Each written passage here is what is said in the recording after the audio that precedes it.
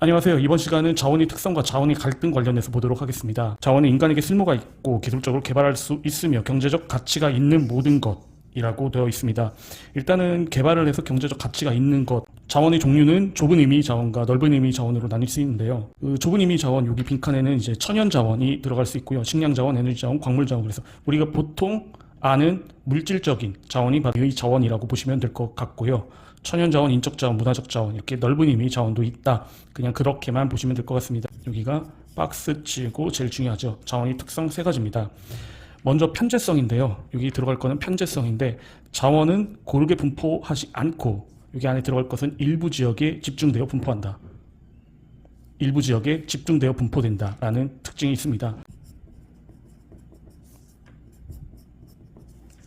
편재, 치우칠 편에 있을 죄입니다. 그래서 치우쳐서 존재한다, 이런 뜻이라고, 이렇게 외우라고 말씀을 드렸죠. 치우쳐서 존재한다. 그러니까 자원이 고르게 분포되지 않고 일부 지역, 일부 국가에 자원이 집중되어 분포되기 때문에, 예를 들어 석유 같은 자원 같은 경우는 일상 인간이 살아가는데 필수적인 자원이잖아요. 그런데 일부 지역에만 한정되어 있다면은 결국엔 뭡니까? 자원이 많은 국가는 이것을 수출을 하고 자원이 적은 국가는 이것을 수입을 해서 결국 그 자원의 수출입이 이루어지게 되겠죠. 그 다음 유한성입니다. 유한성은 있을 류의 한계가 있다라는 뜻으로 알아두시면 됩니다. 자원은 대부분 매장량이 한정되어 있다. 그래서 자원의 대표적인 게 석탄이나 석유 같은 경우 우리가 지금 편하게 쓰고 있지만, 이것은 결국에는 뭐예요? 이 광물 자원은 채굴을 하면 채굴할수록 결국에 그 한계점이 분명히 있기 때문에 바로 이 자원의 유한성, 자원은 쓰면 쓸수록 줄어들고 결국에는 한계가 드러나게 된다. 바로 유한성입니다. 요즘에는 이런 자원의 유한성을 극복하기 위해서 태양력이나 풍력, 수력 발전 같은 것을 굉장히 각광을 받고 있기도 합니다. 여러분들이 자습서를 보다 보면은 이거를 가치가 변한다라고 표현을 하더라고요. 그런데 이 가변성의 한자는 이 한자입니다. 가에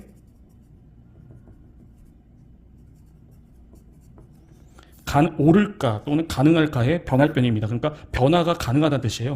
자원의 가치는 시대, 장소, 과학기술의 발달, 사회문화적 배경 등에 따라 변화한다. 주변의 환경, 배경의 변화에 따라서 그게 시간이 될 수도 있고요. 자원의 가치 자체가 변화가 가능하다는 뜻입니다. 그래서 가치 변화가 아니라 변화가 가능하다, 이렇게 암기를 하시기 바랍니다. 그리고 이거의 대표적인 예가 바로 오일샌드입니다. 오일샌드는요, 말 그대로 뭐예요? 석유. 샌드는 모래죠. 모래석유예요. 그 기름에 절여진 모래라고 보시면 되는데요. 이게 원래 그 2010년 중반 때까지만 해도 그렇게 크게 빛을 못 발했습니다. 그런데 석유 가격이 급격하게 상승이 이루어지면서 이 석유 모래, 오일샌드 개발비, 생산비가 굉장히 많이 들어가거든요. 그러니까 그냥 석유는 액체이기 때문에 그냥 석유는 그냥 뭐예요? 그 파이프라인을 꽂아서 그냥 곧바로 석유를 뽑아내면 되지만, 이 오일샌드 같은 경우는 뭡니까? 기존에 있는 석유와 모래를 분리하는 작업이 굉장히 번거롭거든요. 그리고 돈도 많이 들고요. 그런데 이 생산비를 제하더라도 석유 가격이 높아서 결국에는 뭐예요? 석유 가격이 100달러 있다가 200달러로 올라갔다고 칩시다. 근데 생산비는 예를 들어 80달러 나왔죠. 그럼 이때는 20달러밖에 안 남기 때문에 오일샌드를 개발할 수 없지만, 이때는 뭐예요? 200달러니까 120달러가 남게 되잖아요. 그렇죠? 그래서 석유 가격이 올라가는 어떤 배경의 변화에 따라서 그 오일샌드라는 뭐예요? 자원의 가치가 변화가 가능하다.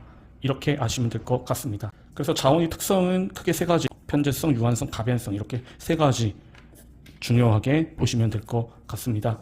자, 그 다음에 자원의 분포와 소비입니다. 여기 파트는 크게 두 가지가 중요하다고 보시면 됩니다. 하나는 석유와 석탄을 구분하는 거, 그리고 또 하나는 쌀과 밀을 구분하는 거 라고 보시면 됩니다. 자세히 안 보셔도 되는데 그냥 읽어만 드릴게요. 에너지 자원에서 먼저 석유를 보겠습니다. 서남아시아의 페르시아만 지역에 많이 매장되어 있으며 편재성은 매우 크다. 자, 이 페르시아만, 서남아시아는 어느 지역이냐면요, 석유와 석탄을 지도로 보여주면서 다음 관련된 자원에 대한 설명을 옳은 것은 이란 문제가 굉장히 고전적으로 잘 나옵니다. 호날두를 사진을 보여드리는데, 이 호날두가 지금 어느 나라 리그에 있나요? 바로 사우디아라비아 리그에 있죠. 바로 이 호날두가 있는 지금 사우디아라비아 반도, 거기를 중심으로 한 지역에 석유가 굉장히 많이 매장되어 있다라고 보시면 됩니다.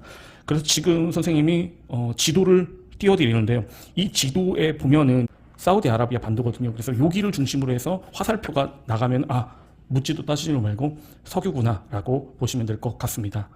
그리고 여기 빈칸에는요, 현재 세계에서 가장 많이 소비되는 에너지 자원으로 우리나라, 일본, 유럽 등 많은 국가가 대부분 수입에 의존한다라는 사실을 잘 보시면 될 것 같습니다.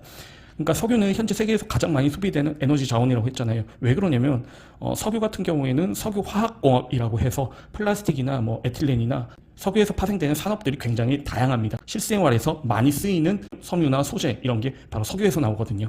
쓰임새가 굉장히 많은 이다라는 거 아시면 좋을 것 같습니다. 석탄은요, 석유하고 반대되는 특징이 뭐냐면요, 석유는 몰려있다고 보시면 되는데 석탄은 그나마 골고루 있다라고 보시면 됩니다. 그래서 중국, 미국, 인도, 인도네시아 등 여기 안에 들어갈 것은요, 지역적으로 골고루 분포한다. 지역적으로 고루 분포함을 잘 보시면 될 것 같습니다. 그래서 제철공업이 발달하고 화력 발전을 많이 한 중국, 인도, 미국, 일본 등지에서 소비량이 많다. 그래서 특히 이 석탄 같은 경우에는 나중에 철광석하고도 연결이 되는데, 지금 선생님이 지도를 보여드리잖아요. 석유는 뭐 뻔해요. 거기 아까 얘기했던 그 호날두가 있는 그 사우디아라비아 중심 거기서 이제 나오는데, 석탄 같은 경우에는 어디를 보면 되냐면요, 호주, 오스트레일리아라는 곳입니다. 오스트리아는 유럽에 있는 데고 호주, 오스트레일리아 여기에서 수출 그 방향이 나가는 석탄이구나라고 보시면 될 것 같습니다. 그래서 최근에 그 외교적으로 호주하고 중국이 싸우게 되면서 중국에서 오스트레일리아산 석탄을 수입을 중지를 했었거든요. 중국에서 많은 사람들이 어떤 석탄을 떼지 못해서 추위에 굉장히 많이 고생했던 그런 뉴스도 있었습니다.